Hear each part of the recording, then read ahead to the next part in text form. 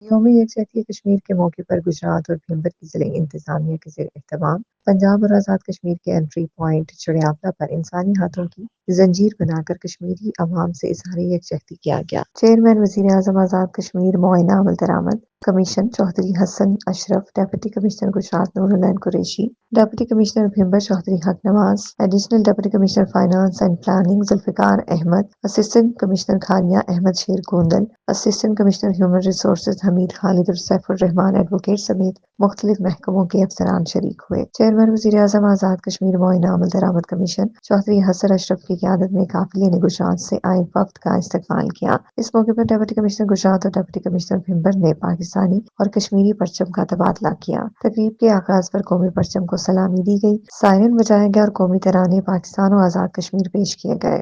اسکولوں کے طلباء نے تقاریر کی جبکہ فضا میں کبوتر چھوڑ کر امن اور آزادی کی علامت پیش کی گئی۔ شرکاء نے پاکستان زندہ باد، مسلح افواج پاکستان زندہ باد اور مارکہ حق زندہ باد کے نعرے لگائے۔ چیئرمین ضلع کونسل چودھری یوسف، چیئرمین بلدیہ الطاف ابراہیم اور مختلف سرکاری محکموں کے افسران و نمائندگان بھی اس موقع پر موجود تھے۔ محمود اختر محمود، جذبہ نیوز، گجرات۔